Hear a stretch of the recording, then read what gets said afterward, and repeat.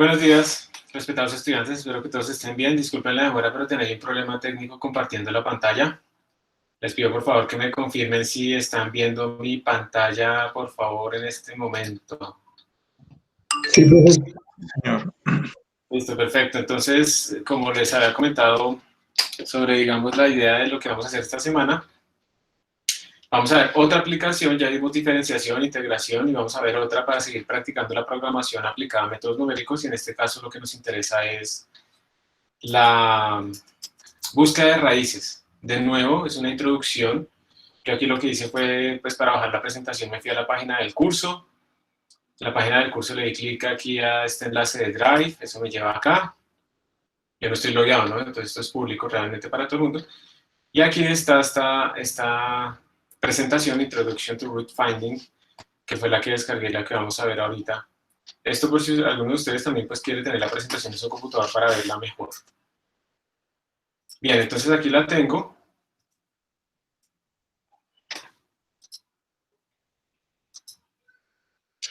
Y vamos a arrancar. ¿Esto cómo funcionará? Listo. Entonces, la idea cuál es, ustedes probablemente ya han visto que hay algunas ecuaciones que podemos llamar trascendentales, que no podemos resolver sencillamente. Por ejemplo, cuando uno tiene un cable, quiere decir que no las podemos resolver con métodos algebraicos normales, ¿sí? Que la ecuación cuadrática o de esa forma. Entonces, por ejemplo, imagínense que tienen un cable colgado, ese cable tiene una forma muy específica cuando cuelga bajo su propio peso, y eso se llama la catenaria, la solución de esa ecuación. Van a ver que hay una forma muy fácil de obtener eso cuando vean por allá cálculo de variaciones. Es una generalización digamos, del cálculo normal que nosotros conocemos.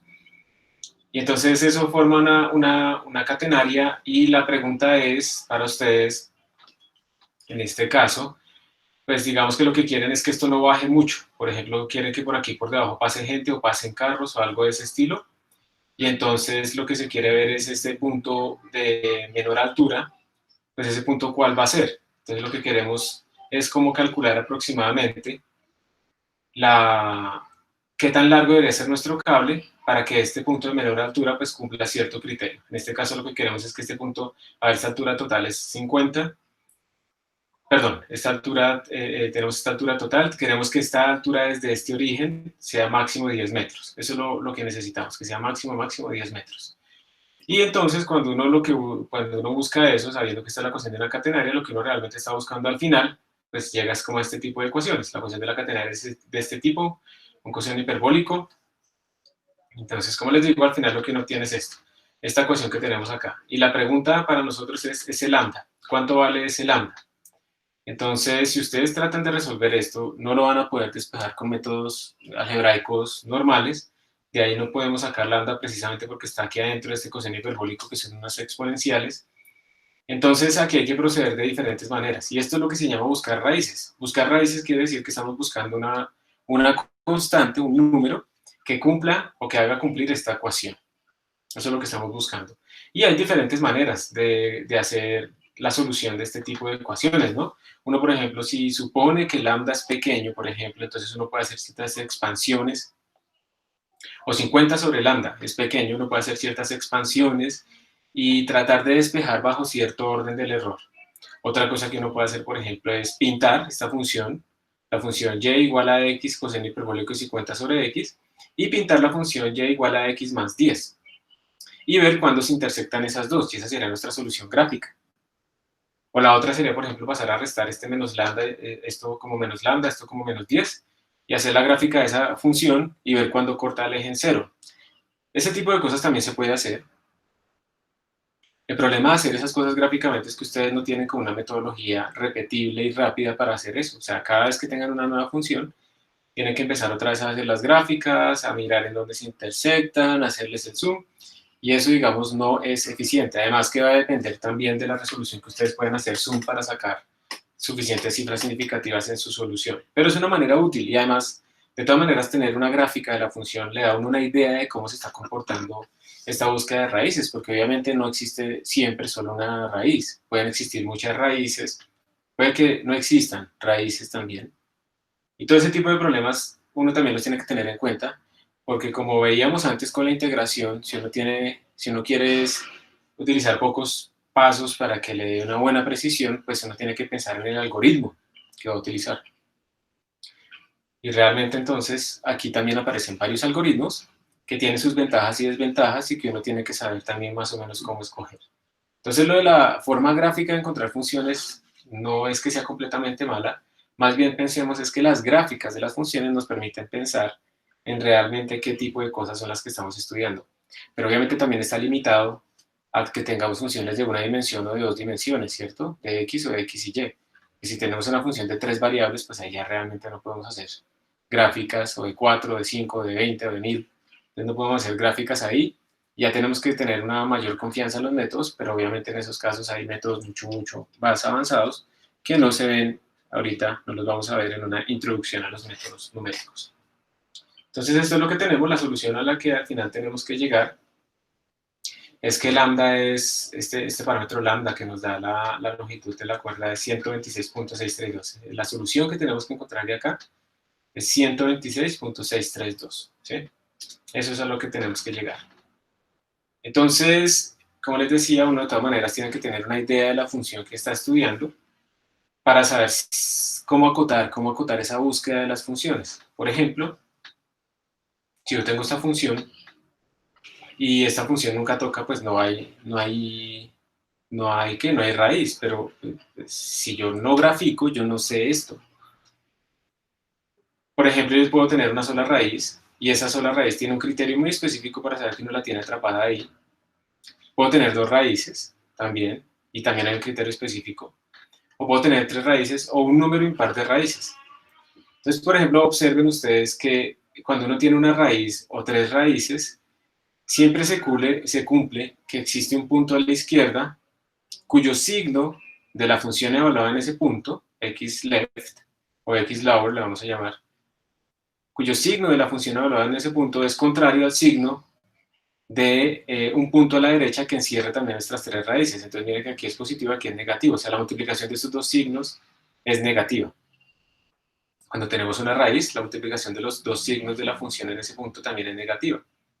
Y entonces, uno podría pensar que para estas funciones bien comportadas que tenemos acá, uno podría pensar que cuando tengamos esa situación, o sea, si yo de alguna manera puedo descubrir un x a la izquierda y un x a la derecha, un x mínimo y un x máximo que me encierre en mi raíz, si se cumple que la multiplicación de las funciones evaluadas en esos dos puntos es negativa, quiere decir que hubo un cambio de signo. Y como hubo un cambio de signo, por lo menos una vez se tuvo que haber parado en cero. Estamos asumiendo que la función es continua. O tres veces, o cinco veces, o sea, un número impar. En cambio, si el signo de nuestra función a la izquierda y a la derecha es positivo, o sea, si los dos son positivos o los dos son negativos, uno puede tener el caso de cero raíces, o dos raíces, o cuatro raíces, o sea, el número par.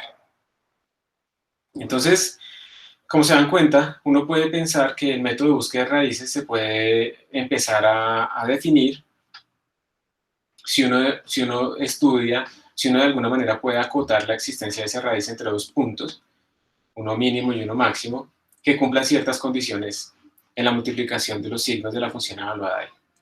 De nuevo, obviamente aquí hay suposiciones de continuidad de las funciones, ¿cierto? Porque hay problemas, y aquí hay problemas como ustedes pueden ver aquí a la derecha en el caso B, si la función no es continua. Si la función no es continua, se da el caso de que los dos signos son diferentes. Ojo que no son signos de los valores x, son los signos de los f de x. Los dos signos son diferentes, pero pues tenemos dos raíces, o sea, no se cumple esa hipótesis que estábamos diciendo acá. Entonces, por eso también es bueno graficar, uno tiene que tener una idea de la función, si la función es continua o no. O también hay problemas, por ejemplo, cuando uno tiene una raíz que además cumple que ahí la derivada también vale cero. Entonces esta raíz es muy especial. No solamente la función vale cero, sino que también la derivada de mi función vale cero ahí. Entonces esto también hace que no se cumpla, por ejemplo, nuestra hipótesis de que cuando el signo es contrario en f de x, se encierra un número impar de raíces. Otra vez, lo importante es que uno tenga una idea de cómo es su función. Estos métodos, en donde uno define como un x pequeño y un x grande, para encerrar sus raíces, se llaman métodos de brackets, ¿sí? Entonces uno tiene que de alguna manera decir un XL, un XA, un XU, o sea, un X lower, un X upper, simplemente para encerrar nuestra raíz. Y dado eso, los métodos garantizan que van a encontrar nuestra raíz, asumiendo que la función es continua, ¿no? Entonces estos métodos, la magia de lo que hacen es simplemente que van reduciendo el tamaño de este intervalo. Entonces ellos lo que hacen es, por ejemplo, el de disección. El de disección lo que hace es coger y proponer un nuevo punto que sea aquí en la mitad, por ejemplo, aquí en la mitad, y él calcula, si yo me paro aquí en la mitad de estos dos que originalmente puse, ¿con cuál cambia el signo? Entonces claramente si yo me paro aquí en la mitad, el signo de este punto aquí evaluado con el signo de este punto aquí evaluado, pues son positivos, ese no es. En cambio, el signo positivo de este sí es contrario al signo negativo del de acá. Y entonces, lo que quiere decir eso es simplemente que yo cambio a este punto que tenía por acá lejos a un punto más cercano. Luego vuelvo a hacer mi bisección, de pronto queda aquí abajo, entonces muevo este acá, vuelvo a hacer mi bisección, ta, ta, ta, ta, ta, ta, ta, ta, ta, ta, y sigo haciendo esto hasta que llego a mi raíz con una precisión dada. Esa es otra cosa importante. Yo no puedo decirle, usted tiene que llegar a la raíz y solamente puede parar cuando f en ese valor valga 0.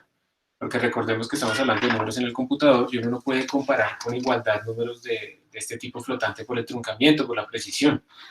Entonces uno lo que tiene que escoger es una precisión dada. Entonces uno le dice, mire, usted pare cuando el valor que encuentre de su función sea menor o igual a una cierta precisión, 10 a la menos 3, 10 a la menos 6, y eso obviamente implica diferentes números de pasos. Si yo le digo que pare cuando f evaluado en mi raíz numérica sea menor a 10 a la menos 2, pues va a requerir menos pasos que si yo le pido que ese valor sea menor a 10 a la menos 10. E incluso de pronto 10 a la menos 10 nunca se encuentra por la misma precisión. Entonces estos métodos así se llaman métodos de bracket. Ahí tenemos ejemplos como disección, regula falsi y algunos otros. Estos son los primeros métodos que vamos a ver por encima. Entonces, como les decía, una primera forma de hacer esto es graficar, ¿cierto? Y para graficar, pues uno simplemente pues hace la gráfica. Yo lo que voy a hacer acá es, me voy a devolver, ¿por qué no me deja volver así? Así. Entonces vamos a hacer la gráfica de esto en GnuPlot. Vamos a hacer la gráfica de esto a ver si encontramos la raíz que nos dice esto, 126.632. Entonces voy a venir acá, yo ya estoy aquí metido ¿en qué? En el repositorio de nuestro curso. Voy por si acaso a hacer un pull, por si acaso hice alguna cosa así. Ya había hecho un montón de cosas, tal vez en mi computador algo así, ya las traje. Voy a crear una carpeta para el día de hoy, que es fechas hoy.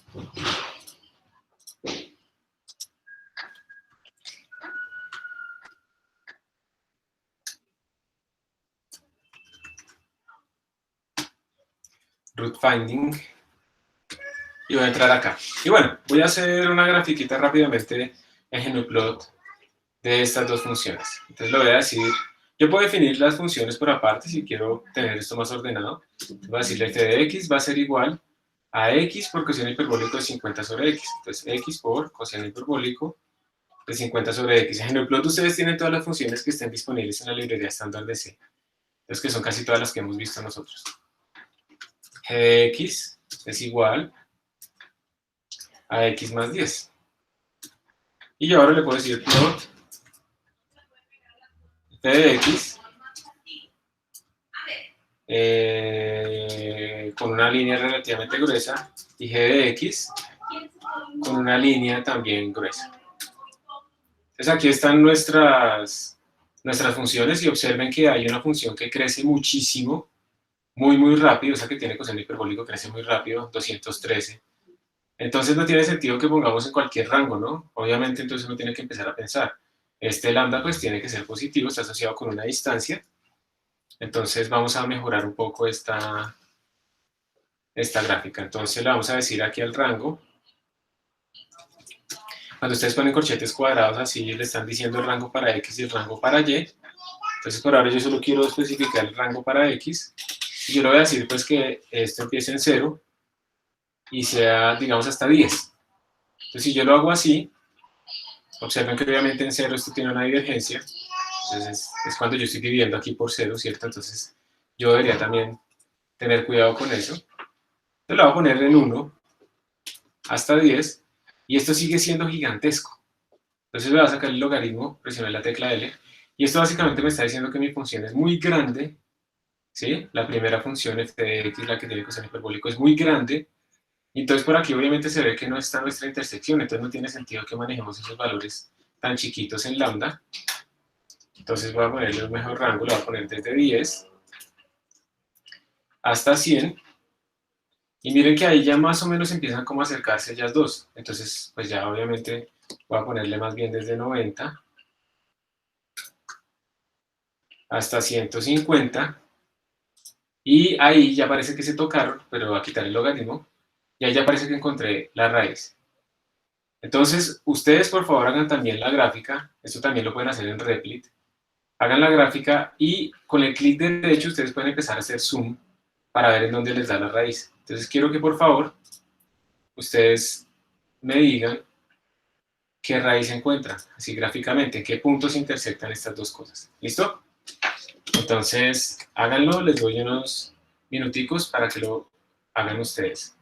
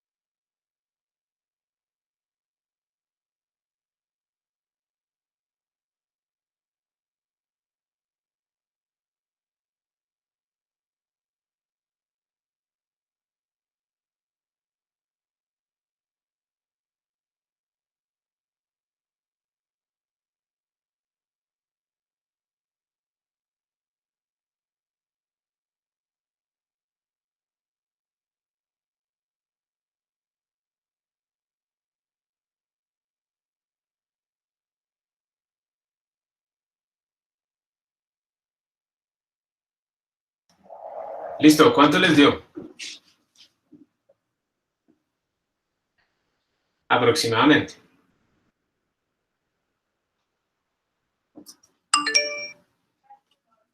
¿Nadie?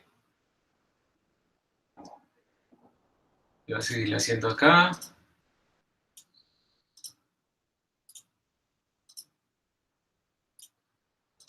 Esto es difícil, ¿no? Porque se acercan como con la misma pendiente y entonces ver esta intersección se vuelve un poco complicado.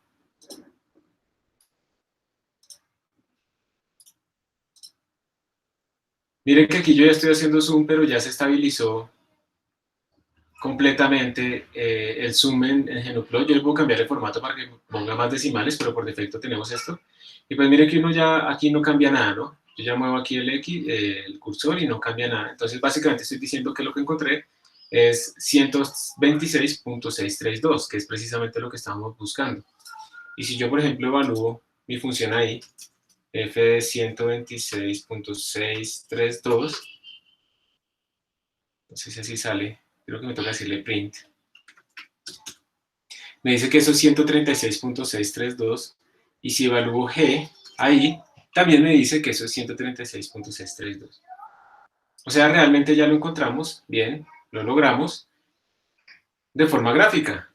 Y otra manera, como les decía, sería graficar la resta f de x menos g de x, por ejemplo, graficar la resta de estas dos funciones. Con a vuelvo a escalar esto. También le voy a graficar la recta y igual a 0. Y entonces yo también puedo mirar es la intersección, porque yo lo que quiero es ver es cuando esas dos son iguales, y esta es un poquito más fácil. Igual al final uno hace y hace zoom, y pues encontramos obviamente la misma solución, ¿cierto? 126.632, bueno, 436. Entonces, imagino, pues, que alguien más, 126.6, gracias Alejandro, sí, esa es. A esas 4 cifras significativas, ¿no? Pero entonces observen que uno como que no controla mucho la precisión. Y esto es muy manual. Nos toca estar viendo el zoom, hacerlo, no sé qué, y pues digamos que eso no es la idea de un método numérico. A veces así rápidamente uno obtiene la raíz, y si esta no es la parte más importante de su trabajo numérico, entonces uno lo hace así rápidamente y sigue. Pero si esto es muy importante y uno necesita por alguna razón que esto sea muy preciso, pues esta manera de proceder es un poco ineficiente, pero es una manera de proceder que uno tiene en estas cosas. Bien, entonces sigamos. ¿Cómo es? Así. Entiendo que esto no es el caso. ¿Será esto? ¿Ah? Yo no sé cómo controlar esta vaina. Listo. Entonces, bueno, ahí está la raíz, la podemos sacar. Bueno, esta es otra función. Esta es otra función que se pintó ahí, pero quería hacerlo con el mismo ejemplo. Y esa es la forma gráfica. Y entonces ahora vamos a hablar del método de bisección. Entonces, el método de disección, como les decía, es uno de esos métodos de bracketing. En esos métodos de bracketing, uno lo que está haciendo es cerrar a la raíz en un valor a la izquierda y un valor a la derecha. Eso lo que quiere decir es que nuestro método de disección necesita 2 puntos iniciales. Un X a la izquierda y un X a la derecha. Un X menor y un X mayor que encierren a nuestra raíz. O sea, nosotros debemos mandarle esa información al método de disección. También podemos hacer otro método que deduzca esos valores, pero por ahora vamos a asumir que nosotros somos los que le tenemos que mandar eso. Eso hace parte de la entrada del método de bisección, o sea, de la función bisección. ¿Y esto cómo funciona? El método pues obviamente supone que ese x que ustedes le mandaron mínimo y máximo cumplen esta condición. Recordemos que para una función bien comportada, esta condición implica que existe al menos una raíz en ese intervalo. Entonces, el primer paso, como les digo, es escoger el x de abajo y el x de arriba, de tal manera que se cumpla eso. Y llamamos a nuestra función bisección. La función bisección lo que va a decir es, bueno, voy a escribir una nueva posibilidad de mi raíz. Voy a suponer que está en la mitad de ese intervalo. O sea, miren que esto no tiene en cuenta la función, simplemente tiene en cuenta el xl y el xu. Entonces, el cálculo ahí. Lo primero que uno debería hacer, y es un cambio que, digamos, yo puedo hacer acá, lo primero que uno debería hacer es verificar cuánto vale f evaluado en esta raíz, porque qué tal que preciso le hayamos pegado a la raíz. Entonces, si la función evaluada en esto es menor que mi precisión, que es otro parámetro de entrada de la función, si la función evaluada en esto es menor que mi precisión, pues yo paro, ya encontré mi raíz y retorno este xr. Pero si es mayor que mi precisión, entonces yo lo que tengo que verificar es cuál de estos dos, el xl o el xu, debo cambiar. Entonces lo que les decía, uno lo que hace es mirar con cuál cambia el signo. Obviamente si yo encuentro que con alguno no cambia el signo, pues ese no es el intervalo que debo mantener, debo cambiar eso. Si hay otro con el que cambia el signo, pues ese es el intervalo que sí debo mantener. Y vuelvo a repetir, después de cambiar a xl o a xu por el valor de xr, vuelvo a hacer mi bucle, vuelvo a calcular un nuevo xr, vuelvo a mirar si ya encontré la raíz o no, y si no, vuelvo a mirar a quién debo cambiar. Y así sucesivamente, sucesivamente, sucesivamente, hasta que encuentre una raíz, ojalá, al menos una de las raíces, recordemos que pueden haber 1, 3, 5 raíces, hasta que encuentre una raíz que me dé, pues, con la precisión dada. Entonces lo que vamos a hacer ahorita es implementar este método de disección. Este método de disección es relativamente rápido, el número de pasos que uno tiene que hacer, pues, es más o menos, es pequeño comparativamente, porque estamos haciendo divisiones de a 2 en nuestros intervalos, un escalamiento de ley de potencias, entonces por ahí tenemos un logaritmo, entonces el número de pasos es bastante pequeño, pero ya vamos a ver que hay métodos que son aún mejores. Y la idea es que, pues, miremos cómo se comporta ese error, ¿sí? Comparando nuestro método de disección. Una cosa es la siguiente, uno puede comparar cuándo parar de dos maneras. Si uno conoce la solución teórica, pues uno puede ir comparando, pero pues la verdad es que si uno va a hacer un problema, eso digamos es cuando uno está haciendo comparaciones ahorita para aprender, pero ya en un problema en la realidad uno no conoce cuando la comparación es verdadera, entonces, o sea, uno no conoce la raíz verdadera. Entonces uno lo que puede ver es que cuando mi XR viejo es comparativamente con el XR nuevo, eso no cambia mucho, o sea, ya tenemos un intervalo tan chiquitico, pues la raíz tiene que estar ahí metida y entonces podemos parar ahí. Entonces vamos a implementar ahorita el método de disección con todos estos ifs para poder ir comparando cuando lo encontramos y ese va a ser nuestro ejercicio ahorita. Entonces lo vamos a hacer con esta otra función que tenemos acá, simplemente para que comparemos los valores y vamos a arrancar. Entonces por favor abran su Emacs que vamos a empezar a programar. Vamos a implementar el método de disección. Vamos a salir de esto, voy a abrir acá y lo llamamos bisection.cpp.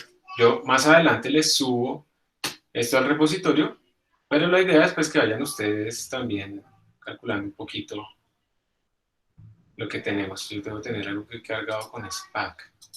Esperen.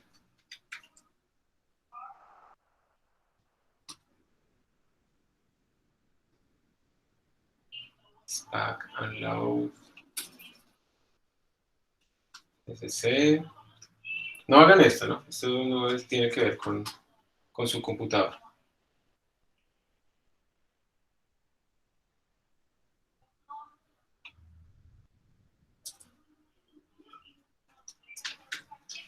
Leave UUID. Ok, listo, no importa, ignoremos eso. Aquí tenemos nuestro Emacs. Voy a agrandar esto. Voy a agrandar la fuente para que ustedes vean mejor. Aquí está mi main. Para que no se confunda, pues esto es lo mismo de siempre. In main void. ¿Qué estoy haciendo? Include.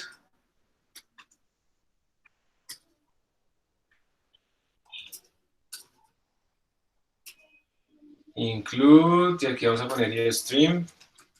Vamos a imprimir cosas de la pantalla. Y también seguramente necesitemos a CMAT.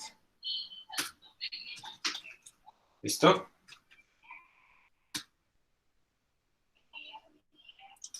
Bueno, entonces esta es nuestra base. ¿Qué es lo que queremos hacer? Queremos calcular el método de disección de cierta función. Entonces necesitamos una función a la que vamos a estudiar. El típico prototipo pues es este. Necesitamos nuestro método de disección. Ese método de disección nos va a retornar a nosotros finalmente el valor de la raíz. Entonces va a retornar un double. Lo vamos a llamar bisection a esta función. ¿Y qué recibiría nuestro método de disección? Entonces tiene que recibir un x lower, lo vamos a llamar. No sé ustedes qué prefieren que llamemos al de la derecha. ¿Lo llamamos xRight? No, porque eso se confunde con xroot. Le vamos a llamar xu, como están en la presentación. También debería recibir una precisión, ¿cierto? Y como ya hemos venido viendo, para que sea completamente parametrizada nuestra función bisección, debería recibir también un puntero a la función que queremos calcularle la raíz. O sea, esta función. Entonces tenemos que crear un using fppr igual, o sea, un puntero a un prototipo como esta función que está en la línea 5, que sería double. Eso es lo que tenemos. Entonces esta va a ser nuestra función de disección. Y la función de disección entonces al final nos va a retornar la raíz que él aproxima teniendo en cuenta esta precisión. Eso es lo que vamos a obtener nosotros. ¿Qué es lo que vamos a hacer aquí en nuestra función main? Entonces uno debería definir, ¿cierto? Un double XL, no sé, vamos a inventar cosas. Ahorita le ponemos valores apropiados. Ya saben que esto al final uno termina leyéndolo de la línea de comandos o de un archivo, que es lo que vamos a ver en la próxima clase. Digamos 10 XU. Un EPS igual a 1.0 menos 1, por ahora una baja precisión. Y listo. Y lo que quisiéramos es simplemente imprimir lo que nos devuelva de raíz. Bueno, podemos hacerlos así si quieren. Double XR, xroot, igual a bisección, llamado pues en todo esto, en XL, XU, EPS, yo le puse los mismos nombres aquí localmente en la función main, pero recuerden pues que estos nombres aquí en la función como tal, pues son locales a esa función, estas variables son diferentes, ¿no? No porque se llamen igual, son lo mismo. EPS, y lo vamos a hacer con la función F. Listo. Y después pues podemos imprimir. Esto se parece mucho a los típicos main que yo les mando a ustedes en los ejercicios y que les van a llegar en el examen, donde está como la función main, que es lo que debe hacer, pero ustedes tienen que hacer el resto del programa. Eso es lo más importante. Entonces, que esto nos imprima, por ejemplo, que nos imprima xroot. Y también le voy a pedir a este método que me imprima la función evaluada en xroot.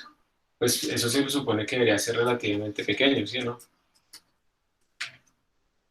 /n. Y también voy a configurar a mi función cout, la voy a poner aquí al principio, cout.precision 15, y std cout.setFlag. Esto es horrible, esa sintaxis. IOS Scientific. Esto ya va a cambiar con una librería que salió en el estándar C++20. Bien, esto sería mi función main. Entonces lo único que me hace falta a mí pues es implementar estas dos funciones que están aquí arriba, definirlas apropiadamente.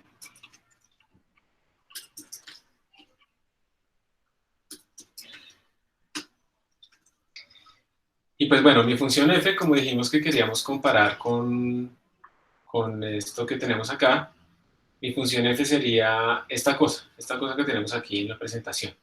9.81 por 68.1. Recuerden que yo me pongo mucho como a ese tipo de números mágicos, solamente lo vamos a hacer por ahora por este problema, pero en general ustedes deben decir qué es esto. Ustedes ponen double G igual a 9.81, double M igual a no sé qué, uno entiende mucho más. Entonces, lo que les digo es tratar de nunca poner esos números mágicos ahí, porque uno no entiende qué es eso. Entonces, double G igual a 9.81. De hecho, como no lo voy a cambiar, yo la puedo declarar constante. Principio de mínimo privilegio. Quito el privilegio de poderla cambiar. Const double, yo supongo que esto es la masa, 68.1, es más flaquito que yo, o más flaquita que yo. Aquí hay un 10, que creo que eso es el tiempo, ¿cierto? Un 10, sí. Const double t igual a 10.0. Y este 40 es la rapidez final. Entonces, const double df en este problema igual a 40. Aquí lo que se está buscando es cuál es ese coeficiente de arrastre de un paracaídas para que la velocidad máxima de esa persona sea 40 metros por segundo. Como ese coeficiente de arrastre se puede asociar con el ancho del paracaídas, por ejemplo, con el área, entonces con eso uno más o menos está estimando qué tan grande debería ser ese paracaídas, cuánto material necesitaría, para que la persona a la máxima rapidez posible, teniendo una masa de 68.1, pues sea de 40 metros por segundo, ¿sí? Que de todas maneras sigue siendo alta, ¿no? O sea, imagínense ustedes estar cayendo 40 metros por segundo.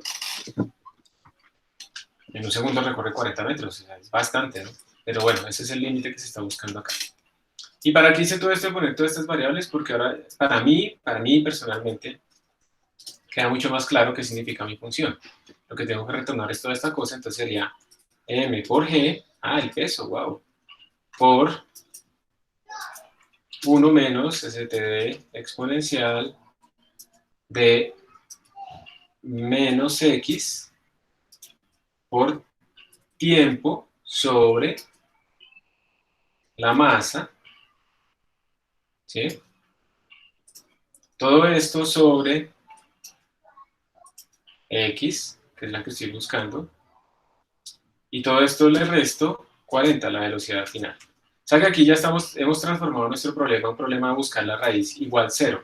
Todos los problemas de búsqueda de raíces se pueden transformar en eso, en una ecuación lineal, no lineal, igual a 0. Entonces, yo personalmente considero que es mucho más claro escribir esta función. Yo ya entiendo entonces qué son todos esos números mágicos que aparecen acá, ¿cierto? Ya entiendo qué es lo que significa, ya entiendo incluso qué es X, qué unidades debería tener X, por ejemplo, las puedo sacar todo viendo esta expresión. Entonces, por eso fue que la hice así larga. Yo podría haberlo hecho en una sola línea, escribiendo básicamente esto, pero prefiero hacerlo así porque nosotros tenemos que tener en cuenta que hay que ser explícitos y claros en qué significan todos esos números. Entonces, esta es mi función f, y ahora seguiré implementar la función bisección. Voy a añadir este código ya al repositorio para subírselo.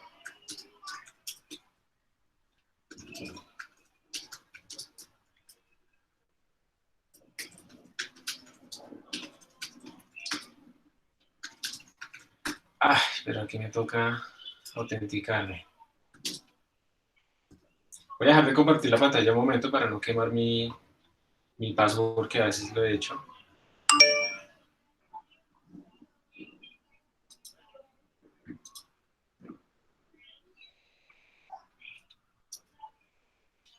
Igual yo utilizo aquí un manejador de passwords, pero la embarro a veces y copio lo que no es. Entonces, este es GitHub.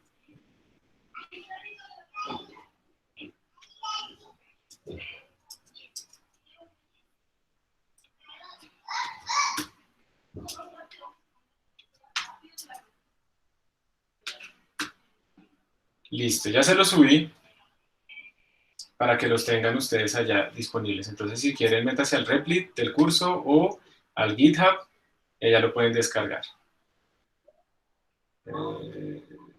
Git, commit, cache, password. ¿Cómo se hace eso?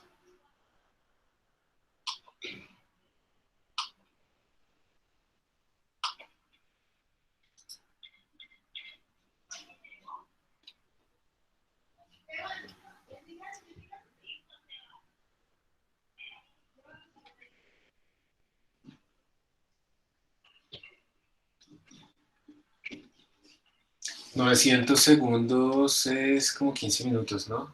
Git config credential helper. Cache.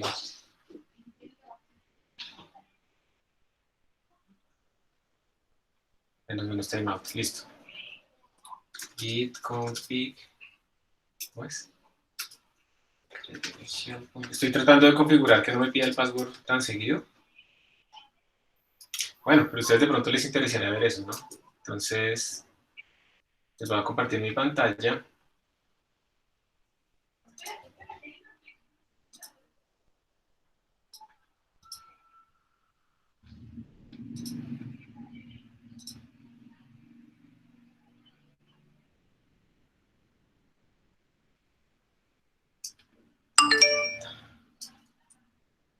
Entonces, lo que tengo acá es, estuve buscando cómo hacer para que Git guarde por un cierto tiempo mis contraseñas y no me las esté preguntando a cada rato. Entonces está este comando, git config credential helper, y uno le dice el caché y cada cuánto lo guarde.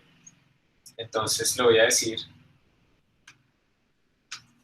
que guarde, por favor, las contraseñas que le escribí de mi cuenta en GitHub. Y si uno no le escribe nada más, por defecto lo va a guardar por 900 segundos, que son 15 minutos. Pero entonces yo quiero que me los guarde como por una hora, por ahorita la clase no estará haciendo esto, entonces lo voy a decir, una hora serían 3600, ¿cierto? Entonces sería menos timeout igual 3600. Y ya con esto supuestamente ya no tengo que seguir escribiéndole la contraseña por lo menos durante una hora, que eso es algo que para mí pues va a ser útil. Entonces voy a hacer un ensayo, voy a cambiar esto acá, voy a poner un return 0, git add dissection.cpp, git commit -m test, git push, aquí de pronto sí me la va a pedir y de ahora en adelante la va a guardar. Entonces, otra vez voy a dejar de compartirle la pantalla.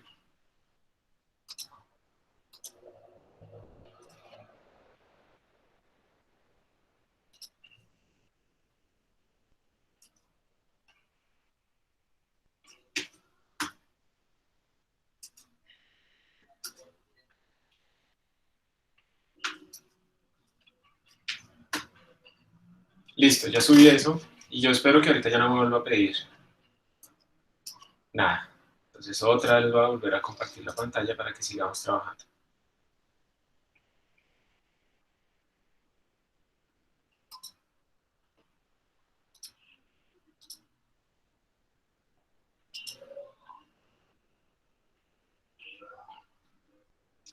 Después de tanto compartir y descompartir y compartir, ¿me pueden confirmar que en este momento están viendo mi pantalla, por favor? Para estar seguro de que además está quedando grabada, ¿sí? ¿Listo? Sí, señor. Muchas gracias. Bueno, entonces ya está, ya les envié eso. Y ahora, pues vamos a escribir nuestra función bisección. Entonces vamos a ver cómo sería nuestra función bisección.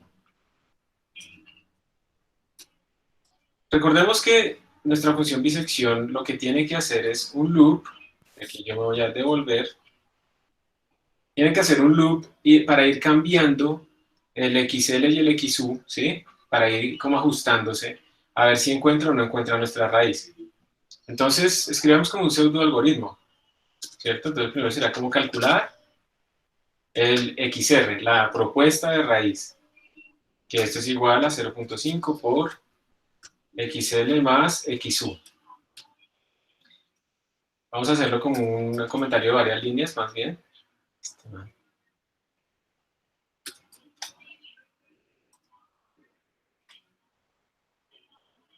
Qué locura.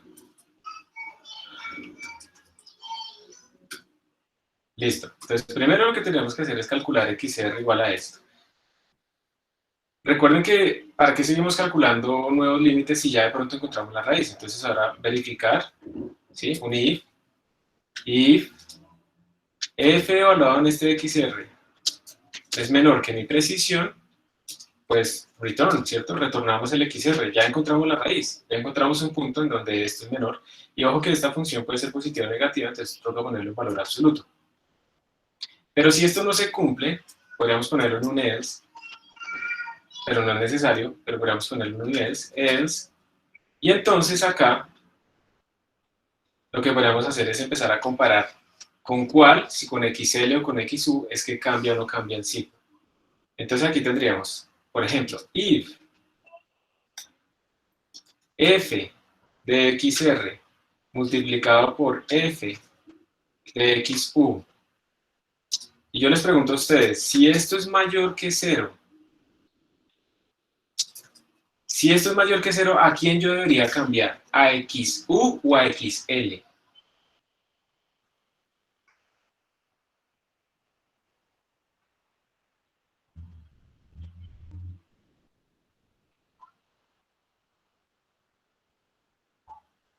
¿Qué dicen ustedes? ¿A quién debería cambiar?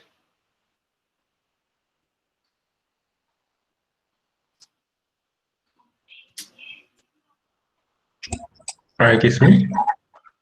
A XU, ¿cierto? A XU. Voy a mirar a ver si aquí puedo activar una cosa para rayar.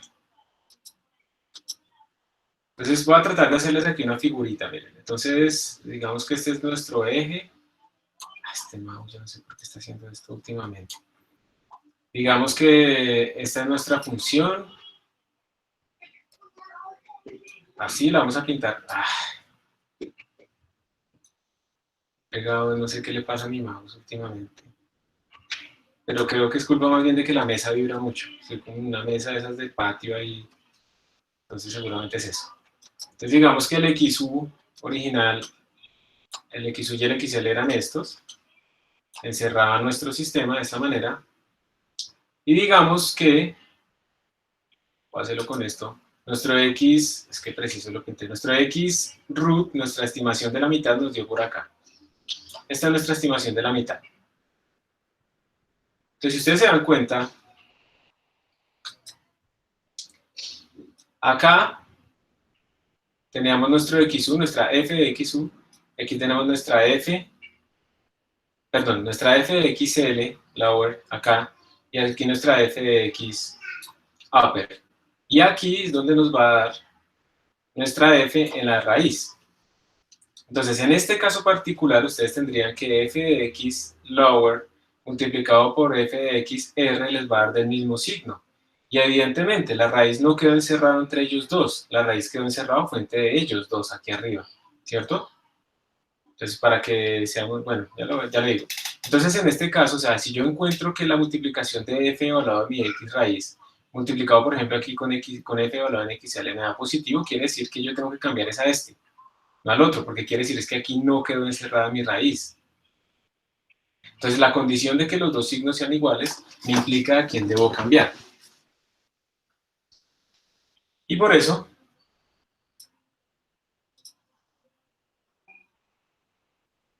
voy a desactivar esto. Por esa razón, entonces cuando yo tengo esto, que entre los dos el signo me dio positivo, pues yo evidentemente tengo que cambiar a XU. Entonces yo lo que diría sería XU igual a ese XR, lo moví.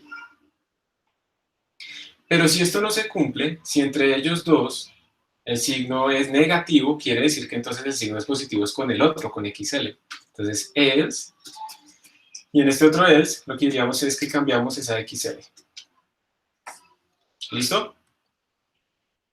Y volvemos a arrancar, volvemos aquí al inicio, volvemos a calcular un nuevo XR porque cambió o XU o XL, alguno de los dos cambió. Volvemos aquí al inicio y volvemos a calcular un XR, verificamos que esa sea o no sea la raíz, si es la raíz retornamos, y si no hacemos el cambio, volvemos acá, volvemos a calcular un nuevo XR, hasta que se obtiene una precisión dada, ¿sí? Esa es una de las formas de parar. Esta es una de las formas de hacer la parada, que obtenemos una precisión dada. Entonces esto es lo que vamos a implementar y al tratar de hacer este pseudo algoritmo, miren que ya básicamente hicimos el programa, ¿cierto? Entonces vamos a escribirlo aquí abajo, nuestro programa. Double XR igual a 0.5 por XL más XU. If,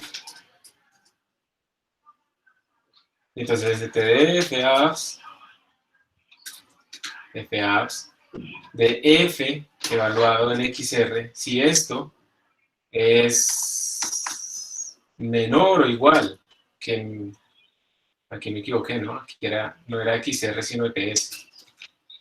Si esto es menor o igual que la precisión que me pidieron, pues ya, yo retorno de una vez. Return es como un break fuerte, porque no solamente para el if, sino que también se sale de la función disección. Entonces retorno, ya encontré la raíz con la precisión que me pidieron. Else, if, entonces ahora vamos a evaluar a quién hay que cambiar. Entonces, si se cumple que f de xr multiplicado por f de xu o xl, o sea, no importa. Si esto es mayor que 0, implica que tengo que cambiar a XU. Entonces, XU igual a este XR. Es el que tengo que cambiar. Si no, XL igual a XR. Y esto lo tengo que hacer muchas veces, ¿sí o no? Lo tengo que hacer muchas veces. Entonces, esto lo podemos repetir. ¿Cuántas veces lo vamos a hacer acá? Miren que aquí no tenemos nosotros como un estimado de cuántas veces lo vamos a tener que hacer. Estamos asumiendo que siempre va a converger. Entonces, ¿qué harían ustedes para repetir esto muchas veces? ¿Lo meten en un for o en un while? ¿Qué les parece más fácil para utilizar acá?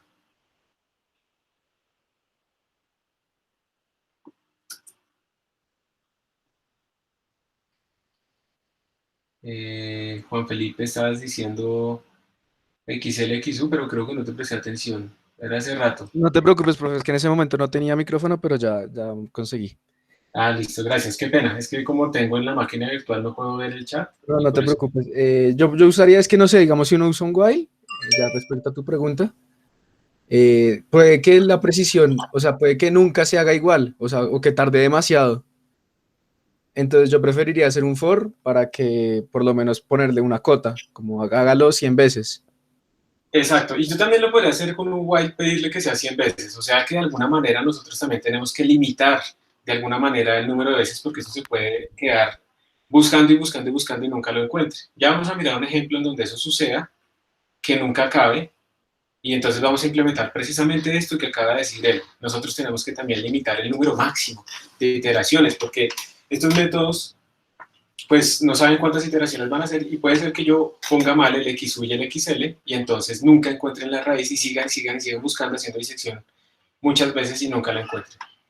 Entonces, podemos hacerlo con un for o con un while. La idea de un while es que uno a veces dice, no, pues solo tiene una condición, mientras se cumpla cierta cosa, yo sigo o no sigo. Podemos hacerlo también con un for, y en un for ustedes podrían también poner simplemente esto. Y cuando ustedes hacen esto en un for, ustedes no le están diciendo cuándo terminar. Recuerden que en un for, la condición de acá, esta condición de la mitad, esta que estaría aquí entre estos dos puntos y comas, es la condición de finalización. Y si yo no pongo nada, pues entonces lo estoy dejando que esto se repita infinitamente también. O sea, un for o un while son completamente equivalentes. Entonces les voy a mostrar con un while por ahora cómo se haría. Y como yo en este caso no estoy limitando el número de iteraciones, no lo conozco por defecto y lo voy a dejar que esto itere todo lo que quiera, le voy a poner un while true o while 1, o sea, esto es un bucle infinito, hay que tener mucho cuidado. Y estamos asumiendo que en algún momento se va a llegar a este return, ¿cierto? En algún momento se va a llegar a este return. Entonces, de hecho, este return de aquí también me sobra. Entonces, a veces uno se confunde con todas estas cosas, ¿sí? Porque uno dice, no entiendo bien por qué el return se desaparece. Entonces, lo que podemos hacer aquí es que no hagamos este return acá. Hagamos más bien un break para que él se salga del loop, ¿listo? Y más bien aquí, como ya sale con un valor XR, que retorne XR. Es un poco más claro. Voy a indentar esto un poquito más. Indent region. Entonces miren que tenemos de nuevo nuestro while. Para cada paso hacemos este XR, le decimos calcule si ya llegamos. Si ya encontró la raíz, él sale del while, XR quedó con este valor, y retornamos ese XR, ¿sí? Y si no se cumple esto, si no hemos encontrado la raíz, él cambia a XU a XL al que toque cambiar, y vuelve a intentar lo mismo hasta que lo encuentre. Entonces por ahora pilas porque este while 1 es un bucle que se va a repetir indefinidamente. Ya vamos a ver entonces, aplicando precisamente lo que nos dice él, cómo tenemos que limitarlo para que no sea un bucle infinito. Pero por ahora lo vamos a dejar así. Aquí está nuestro núcleo de la función bisección. Lo escrito, acepto, es un poco diferente a lo que está acá, pero es el mismo concepto. Simplemente estamos buscando es que si ya encontré la raíz, salimos inmediatamente. Entonces voy a compilar. Profe, qué pena. ¿Sí? Lo que pasa es que tuve unos problemas de conexión. No sé si puedas repetir la parte del if, o sea, ahí en donde evalúas el valor absoluto que sea menor. Si me puedes repetir eso, ¿por qué? Claro. Acá. Entonces, mira, tú lo que estás diciendo es, mi candidato a la raíz es 0.5 por XL más XU, no XY. Eso es lo que estamos diciendo, ¿sí? Tú estás suponiendo que ese es un candidato a la raíz. ¿Qué tal que ese te hubiera dado? Entonces, lo primero que hacemos es evaluar si realmente ese es el candidato a la raíz. Entonces, lo que estamos mirando es si la función evaluada en esa raíz me da muy cercana a 0, o sea, menor que EPS. Recuerda que EPS es la precisión que yo le estoy exigiendo a mi método. Entonces, si mi función es muy chiquita comparada con esa precisión que me mandaron, pues yo ya termino. Yo ya no tengo por qué seguir porque ya cumplí la precisión. Pero si es más grande, pues yo empiezo a cambiar los límites. Listo. Vale, profe, muchas gracias. Señor. ¿Qué? Gracias. Gracias. Listo, perfecto.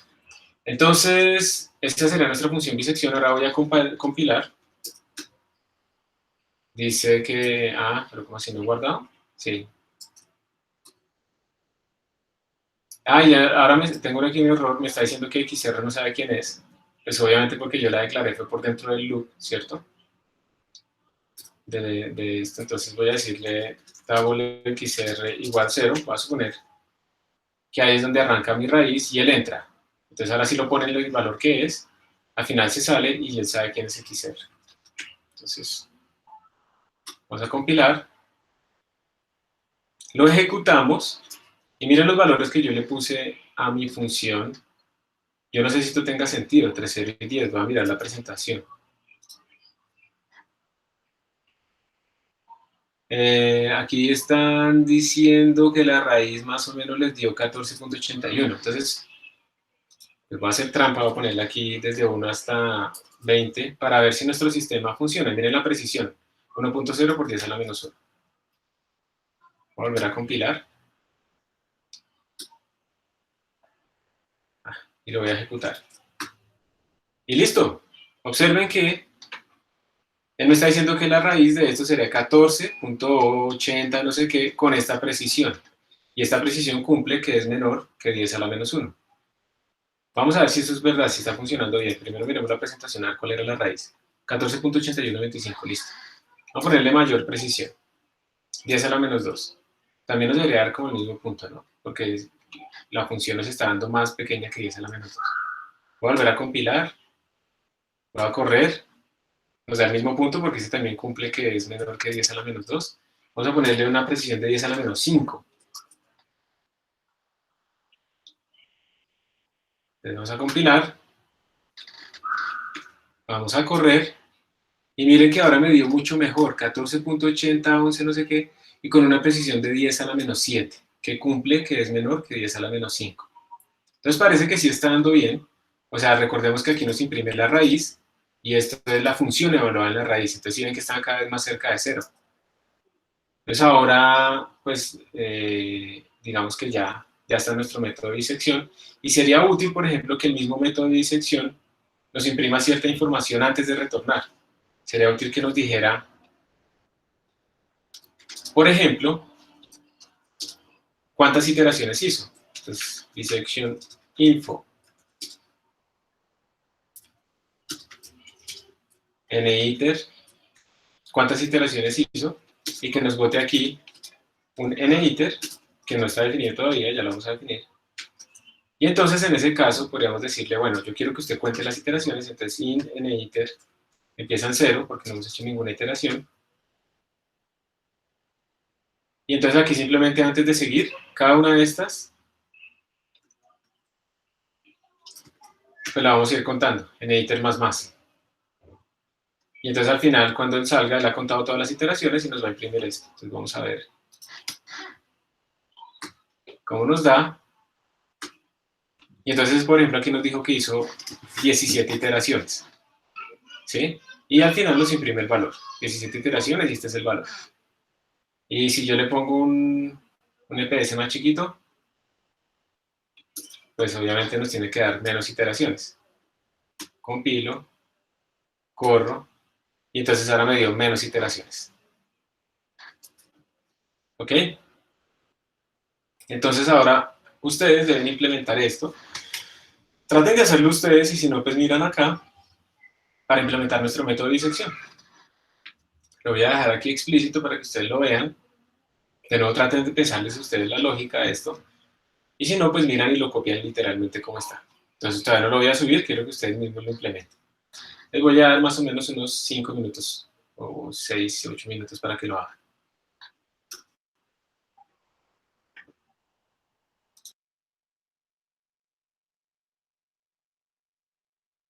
Ah, y aprovechando que he colocado el niter, supongamos que dentro del método de disección vamos a definir una variable que sea como niter max. Uy, ¿qué está haciendo? Const int niter max, y le vamos a decir que máximo haga 1000 pasos. Entonces, ¿dónde pondrían ustedes esta condición para que el máximo haga 1000 pasos? ¿Listo? También, quiero que lo piensen. Pues ahí está, y les dejo el código.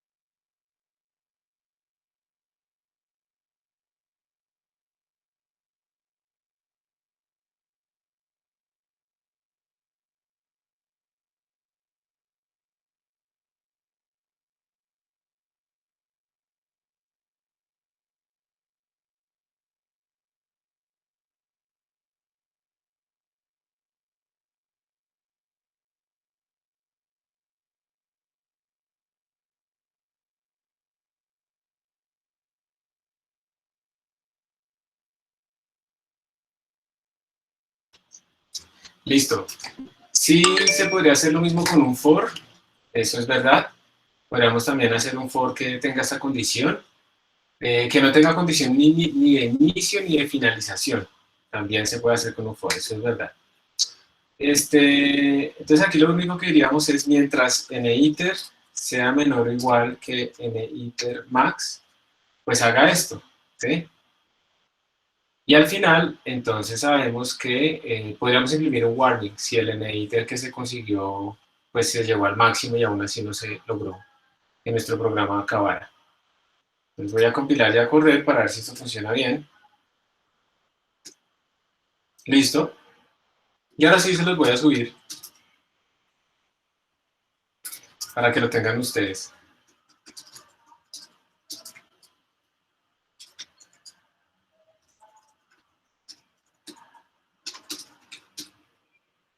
Y ya no me pidió la clave. Yes, por fin. Listo. ¿Alguna pregunta respecto a mi sección, a la forma de hacerlo? ¿Algo que no hayan entendido acá?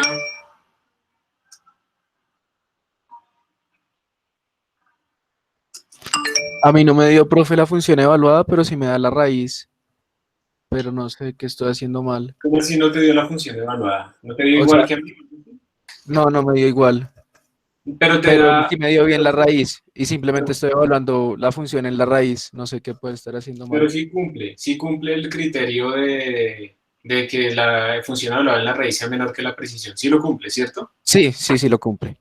Ah, bueno, lo que pasa es que cualquier diferencia en orden que tengamos acá, cualquier diferencia en el orden, puede hacer que el valor específicamente no sea el mismo, pero lo importante, digamos, es que tu método cumpla, que la raíz sea, pues, bueno, cumpla la precisión, o sea, que la función evaluada en XR sea menor que la precisión. Eso es lo que interesa, ¿listo? Ah, ok, listo, profe, listo. Bueno, bien. ¿Alguna otra inquietud o pregunta acá?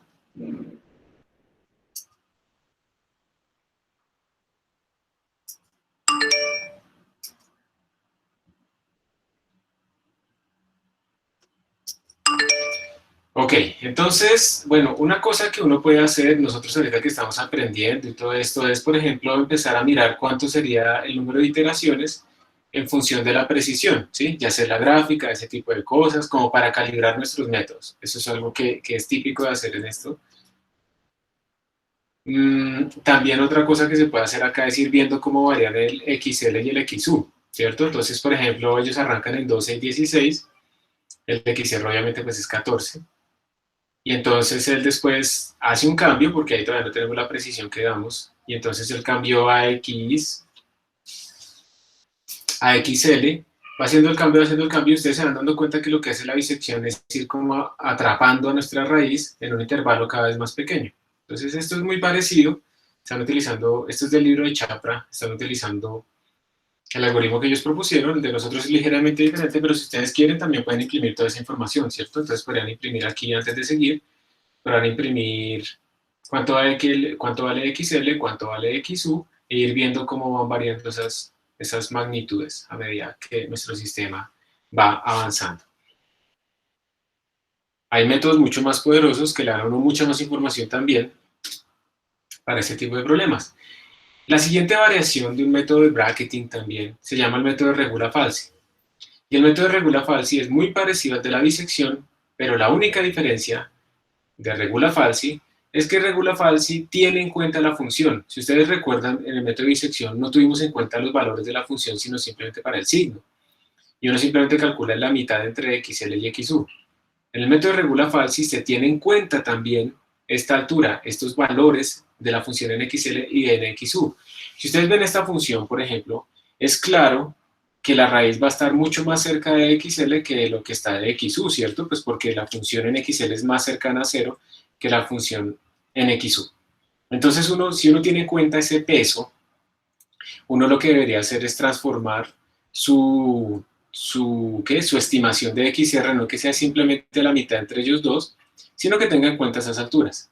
Y para tener en cuenta esas alturas, o sea, yo quisiera que, por ejemplo, mi estimación de XR no sea solamente la mitad, sino que sea más cercana a XL, pues lo que se hace es estudiar con qué tanto peso hago ese promedio. Piénsenlo así, es un promedio ponderado.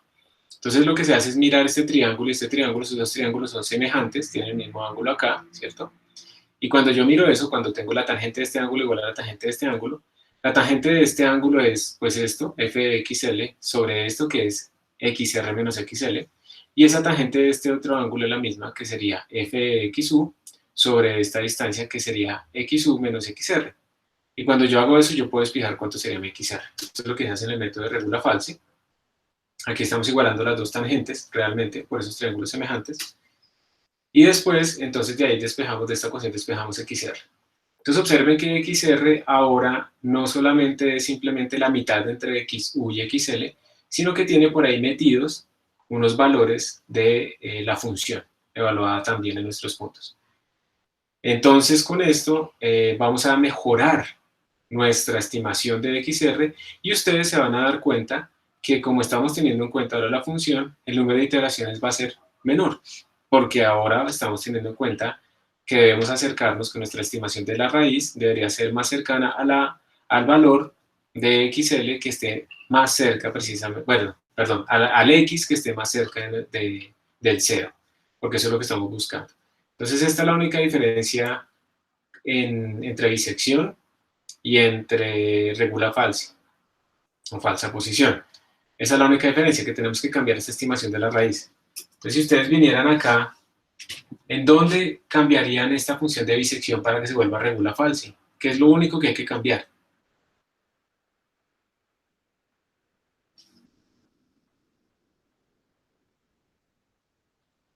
Que en vez de comparar con un valor de la x, comparo con un valor de las x, pero evaluadas en la función, ¿sí?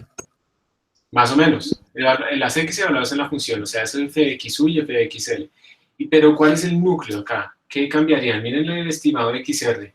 Aquí en esta función, ¿qué debo cambiar yo para convertir esto en regula falsi?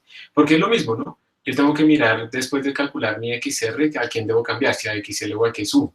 Y toda esta comparación pues es la misma, pero ¿en dónde en estas líneas yo debería meter algo para decir, ahora este método ya no se llama bisección, sino que se llama regula falsi?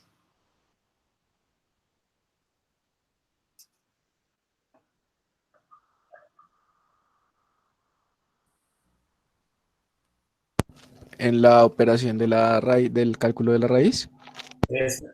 Muy bien, es acá.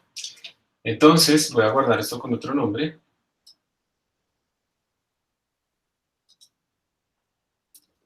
Le voy a poner ahora regula falsi.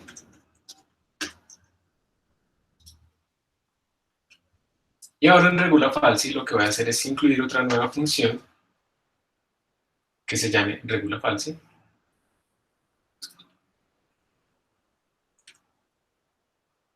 Tiene exactamente el mismo prototipo de disección, un XL, un XU, también es de bracket, tiene un EPS y una función. Entonces ahora yo podría imprimir las dos cosas. Aquí no voy a volver a declarar dos veces la misma xroot. Regula falsi. Y de nuevo, imprimimos aquí todo lo mismo. Entonces vamos a imprimir con los dos métodos. Y voy a copiar toda esta función de disección. Esto es exactamente igual.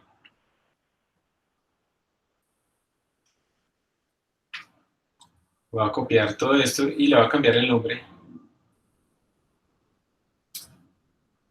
Regula falsi.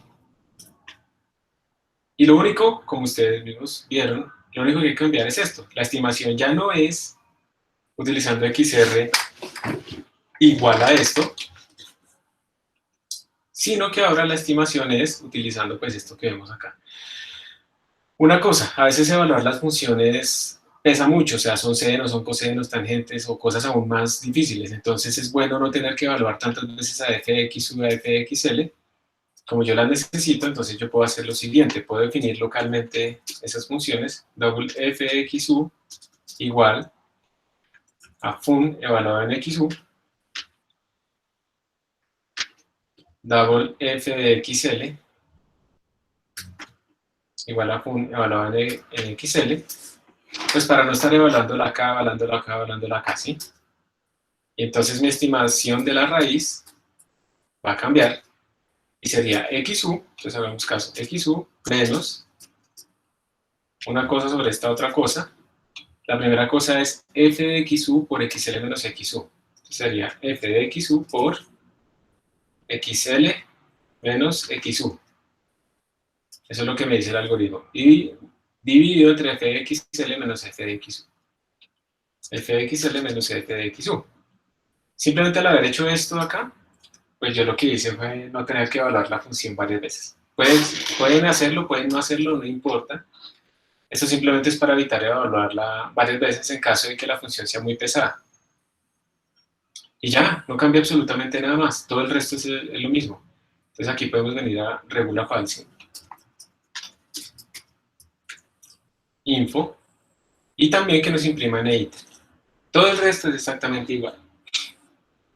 Entonces vamos a ver si de verdad se supone que de verdad estamos ahorrando iteraciones.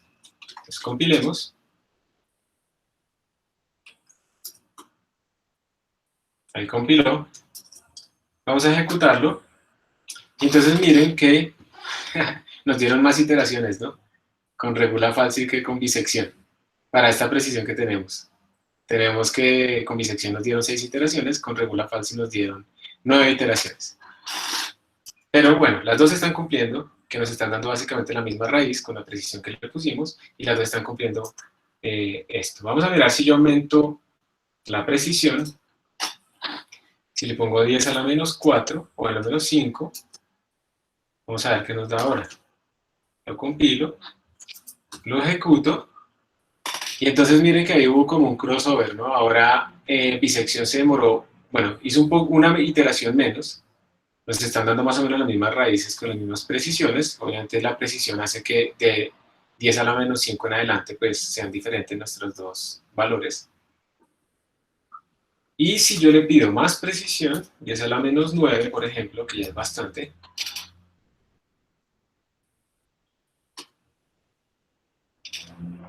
ahí empezamos a ver que poco a poco la bisección se empieza a demorar más que regula falsi. Y de hecho, pues, si uno hace una gráfica de esto para muchas más precisiones, va a darse cuenta que regula falsi ya para cuando uno pide una precisión muy amplia, regula falsi requiere menos iteraciones. Obviamente eso también depende de la función. Esto estamos hablando en este momento de esta función que definimos acá, pero en general uno encuentra eso, que regula falsi requiere muchas menos iteraciones. Menos o muchas menos, depende de la función específica. Entonces aquí pareciera que se verán solo un poquitas menos, pero hay algunos problemas donde son muchas menos. Entonces regula falsi en general es más eficiente. ¿Cuál es el costo? Tenemos que hacer menos iteraciones. ¿Cuál es el costo de regula falsi? Que tenemos que calcular un poquito más nuestras funciones, ¿sí? Ese es el costo de regula falsi. Entonces, ahí está implementada regula falsi. Se las voy a enviar.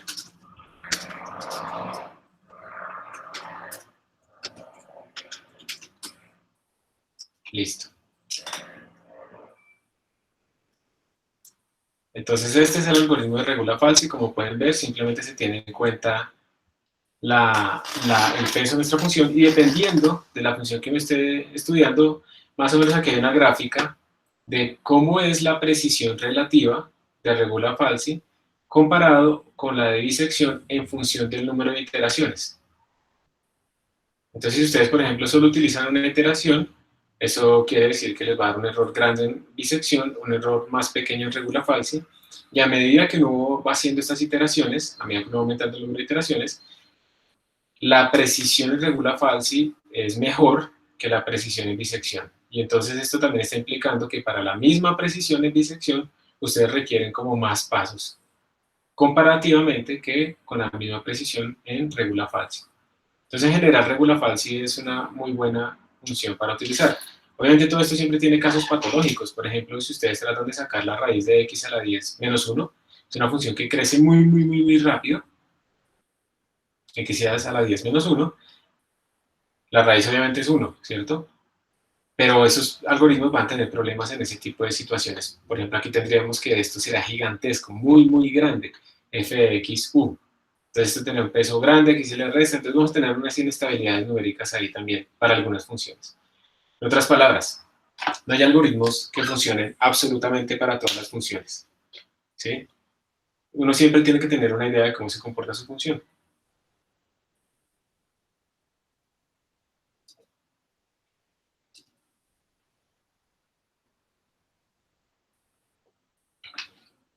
Hay otra serie de algoritmos que se llaman los algoritmos abiertos.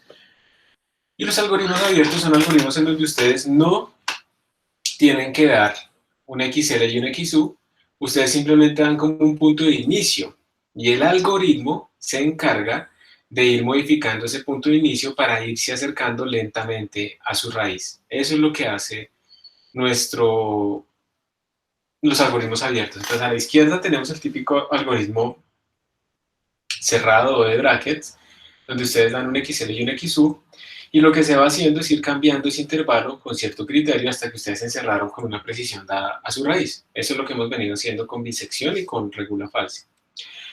Pero hay otros donde ustedes simplemente le dan como un X inicial, y entonces él estima un X inicial, perdón, él estima un X nuevo a partir de X inicial, compara el valor que obtuvo de esa función, y entonces hace una estimación nueva, entonces le da otro X nuevo, y y en principio, partiendo de un solo punto, este algoritmo pues va a buscar la raíz.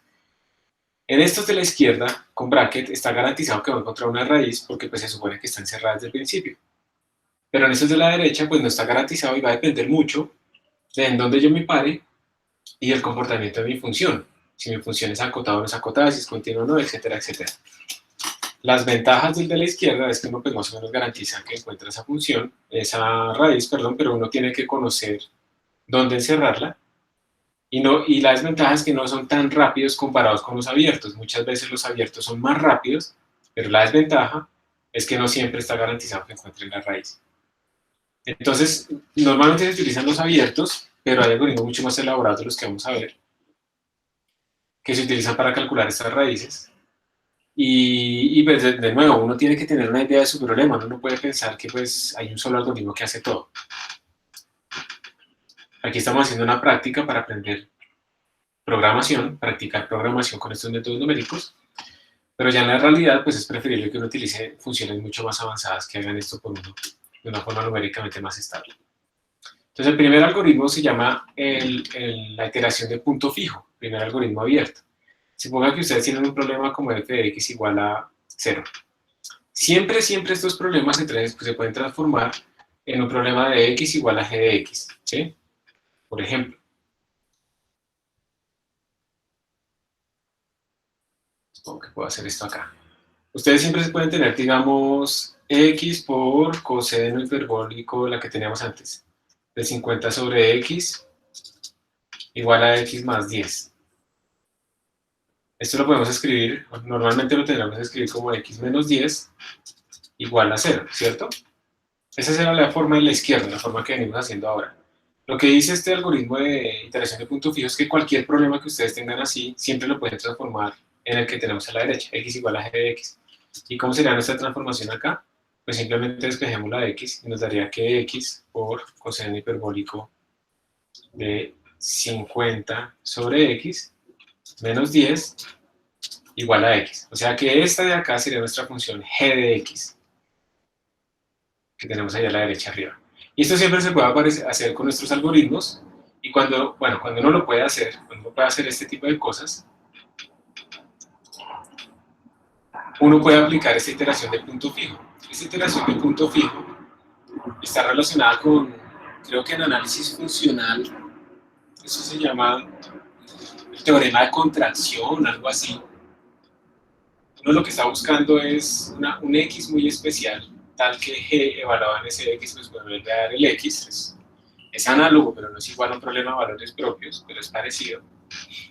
Porque pues no es igual, porque esto no es una matriz, ni es un problema lineal necesariamente.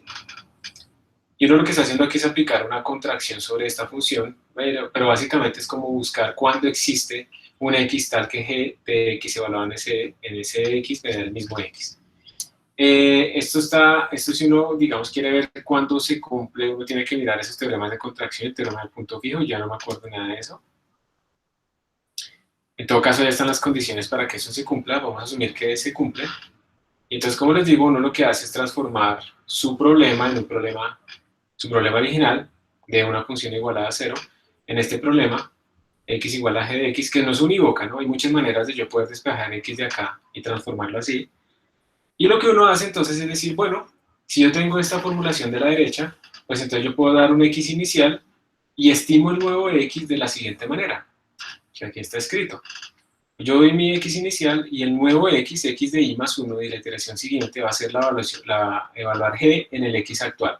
Entonces digamos que ustedes le ponen x igual a 1 en su problema. Entonces el nuevo x, la nueva estimación de la raíz, sería g evaluado en 1. Eso les bota un número. La nueva estimación sería, digamos que les botó 2.5. La siguiente estimación de su raíz sería g evaluado en 2.5, se les da un nuevo valor. Y así sucesivamente hasta que llega un punto en el que esto casi no está cambiando. ¿Sí? Asumiendo que esto convergió. Y entonces ahí habremos encontrado nuestra raíz. La raíz que cumple la ecuación de la derecha, pues es definitivamente también la raíz que cumple la ecuación de la izquierda, porque ambas están relacionadas algebraicamente. Entonces uno lo único que tiene que hacer al inicio es poner un punto inicial, y ahí está uno de los secretos. Si yo pongo un punto inicial cerca a mi raíz, pues casi que garantizo que la encuentro, si mi función es bien comportada en esa vecindad. Si lo pongo muy lejano, de pronto no lo encuentro, si mi función es mal comportada y cosas de ese estilo. Entonces eso es lo que vamos a hacer ahora, aunque no lo vamos a hacer con esa función que nos pusieron acá, sino que lo vamos a hacer con la misma función que hemos venido trabajando. Entonces vamos a implementar esta iteración del punto fijo. Voy a venir aquí a mi Emacs, voy a cambiar el nombre, le voy a llamar Fixed Point.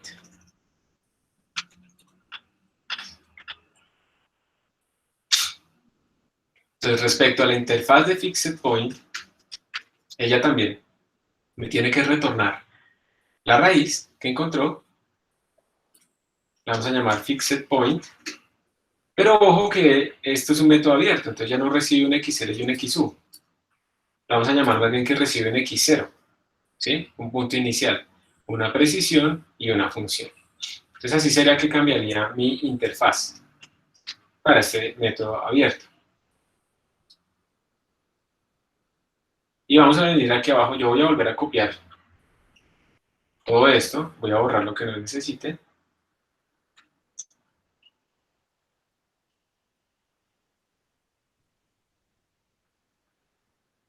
Y entonces, antes de seguir, observen que antes nosotros pasábamos a nuestra función, la función f, a nuestra función de iteración, la función f.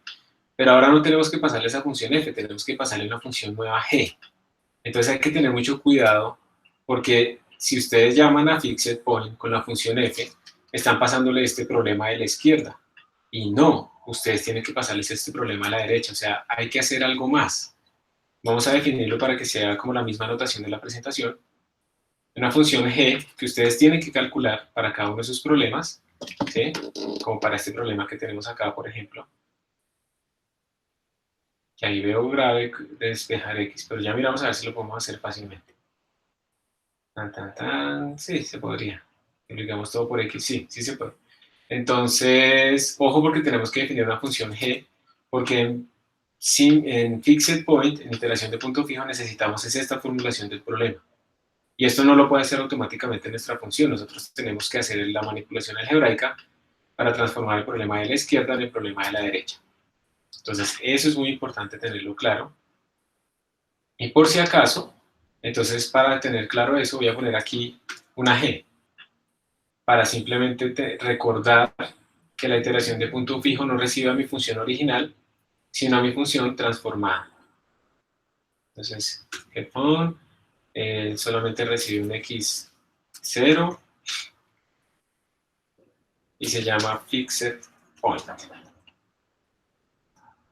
También debe tener un número máximo de iteraciones, ¿sí? Eso no tiene ningún cambio. Y ahora, voy a quitar esto. De nuevo el cambio está básicamente acá, en cómo estimamos el nuevo valor de mi raíz. ¿Cómo se supone que lo estima el valor de la raíz en Fixed Point? Pues uno lo que le dice es, XR va a arrancar en el X0 que me mandaron, no en 0. Y el nuevo estimado de mi raíz va a ser g evaluado, esa función gfon evaluado en el XR. Esto es lo que quiere decir. El XR nuevo, XR de i más 1, XR nuevo, es la función g evaluada en el XR actual. Es exactamente esto. XR nuevo es igual a g evaluado en el XR actual. Y ya. Entonces, miramos si se encontró la raíz o si no se encontró la raíz. Si se encontró la raíz, pues salimos. Y si no se encontró la raíz, ¿esto será que tenemos que hacerlo? ¿Ustedes qué dicen? ¿Tiene sentido hablar de un XU y un XL acá? Esto ya no existe, ¿no? En esta zona. Entonces ahí termina. Mi algoritmo simplemente lo que va a hacer es, si encontramos mi raíz, pues yo me salgo. Y si no, él vuelve acá, vuelve a calcular una iteración de punto fijo, vuelve a mirar si esa es la raíz, y si no, es acá. Pero entonces miren que aquí tenemos un problema, y ustedes no me dijeron, y yo aquí tenía hartos problemas que se nos han ido en todo nuestro código. Otra vez, igual que yo lo hice la vez pasada, aquí es font, ¿no? El puntero. Si no, no lo puedo utilizar con muchas funciones. Seguramente eso también lo tengo por acá. Y toca arreglar esos otros dos códigos que teníamos antes. Listo.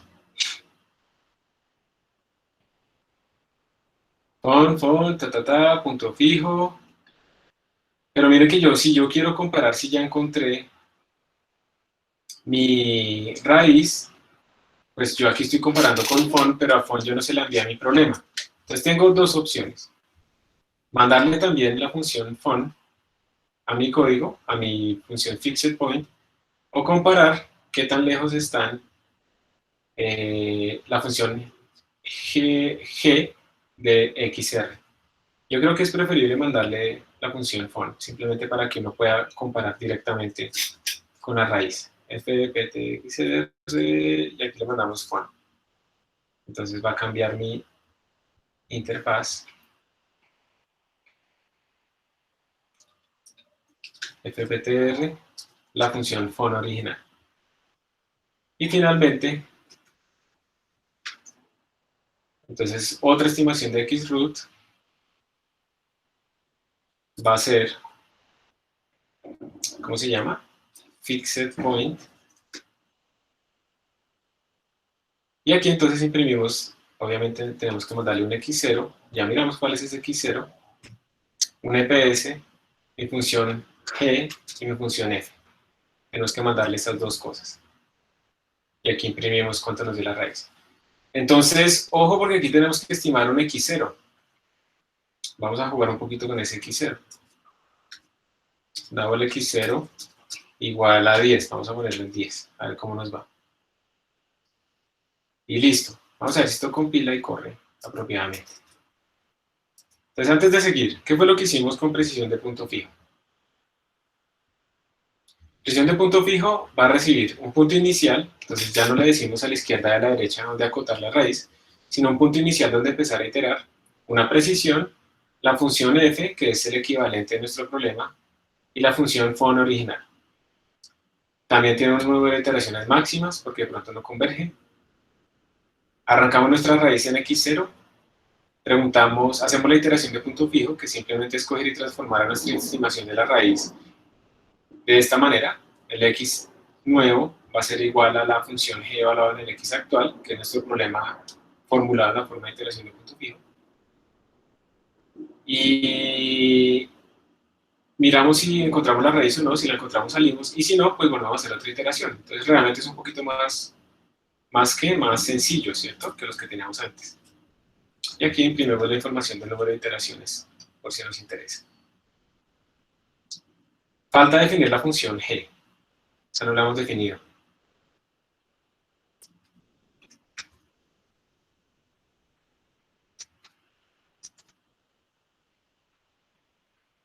Para este problema, ¿ustedes cómo definirían la función g? ¿Cómo hacen esta transformación para este problema que tenemos acá? Pasar de f de x igual 0 a x igual a g de x.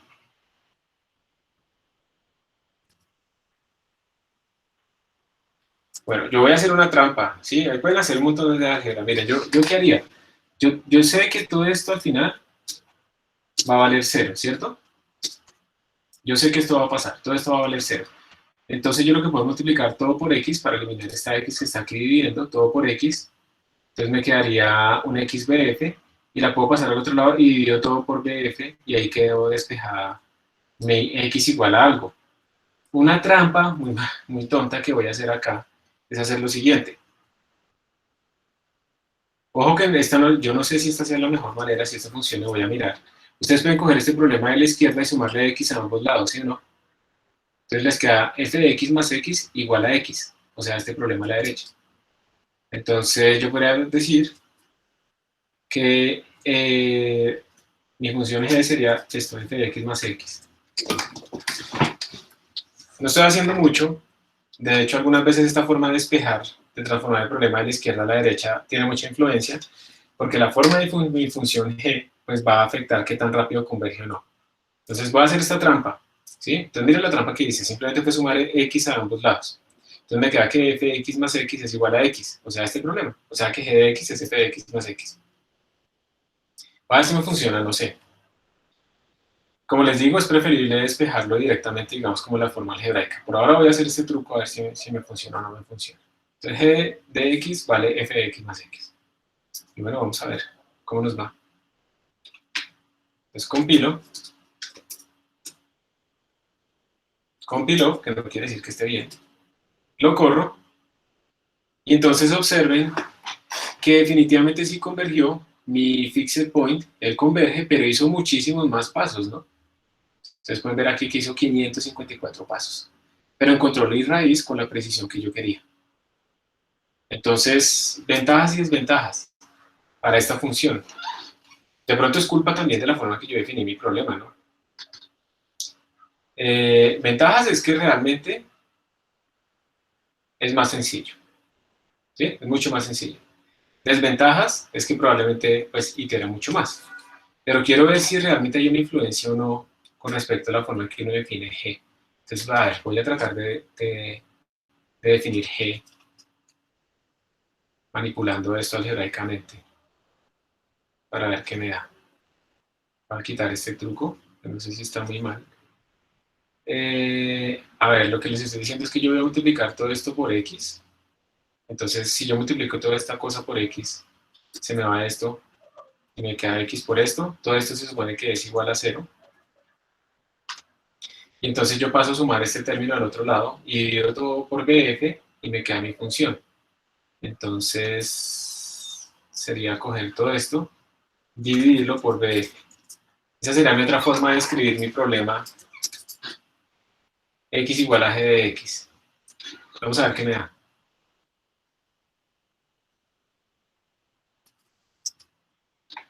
Y esto ya no es igual a 0, sino que es igual a x. Entonces este ya es mi problema escrito de otra manera. Vamos a ver si me da algo diferente. Que más fixed point. Y miren, si ven que cuando yo cambié la forma en que estimé mi función g, utilizando la información que tengo en mi función original, miren que el número de iteraciones del punto fijo pasó de 554 a 23.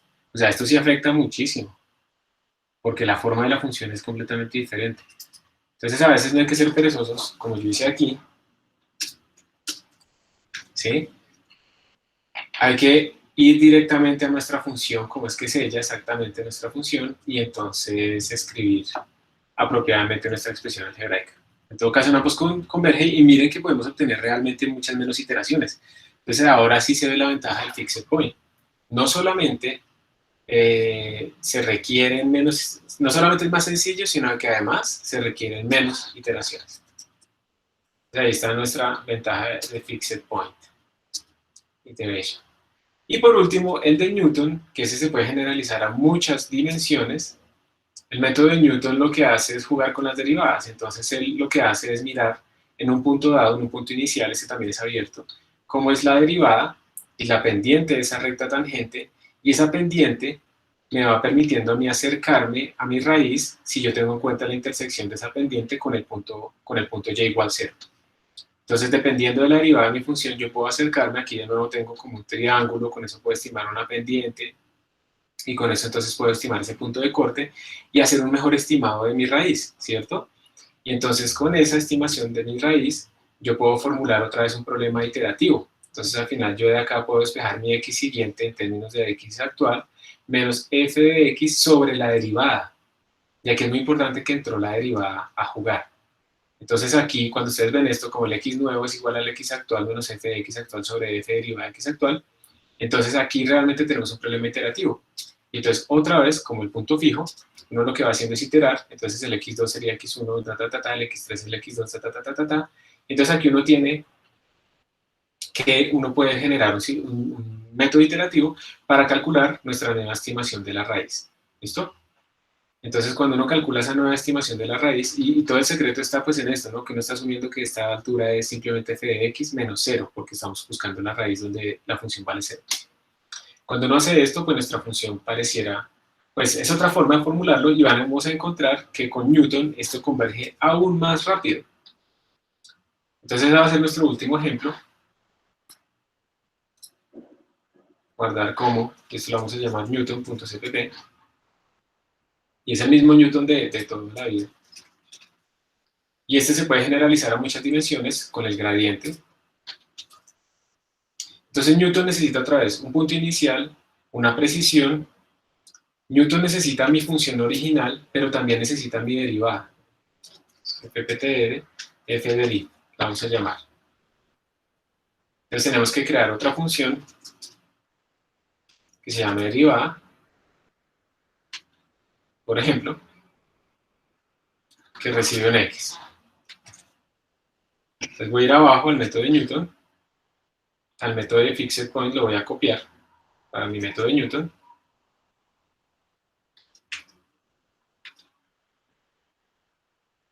Este se llama Newton.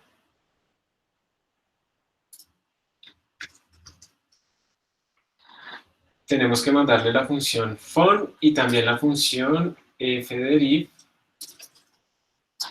Y otra vez, es una iteración donde la iteración es lo único que está cambiando, o sea, esta parte de acá, donde estimamos nuestra nueva raíz.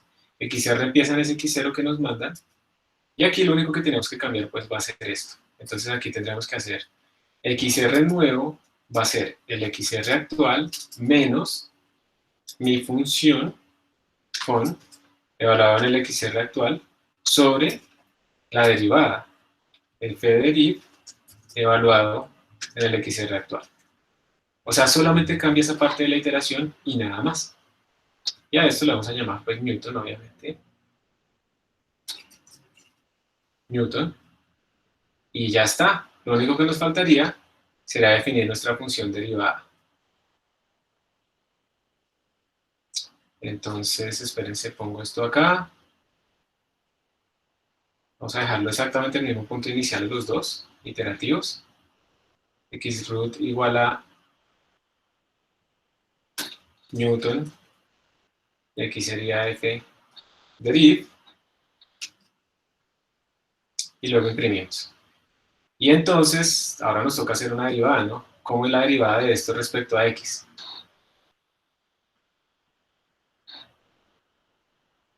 Voy a copiar toda esta vaina.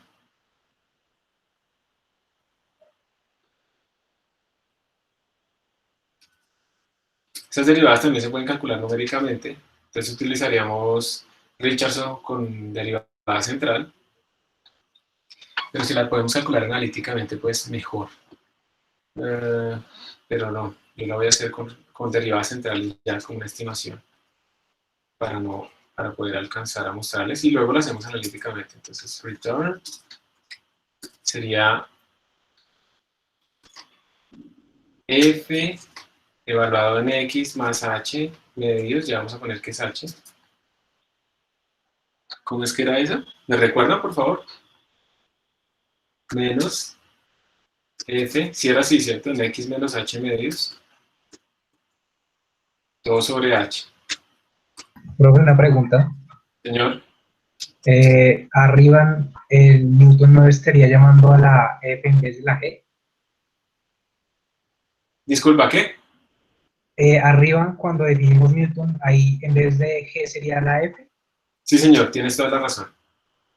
Muchas gracias. Creo que este era el método, sí, el método de derivada central. Entonces vamos a ver cómo nos da esto. Calculándolo la derivada así numéricamente. Newton.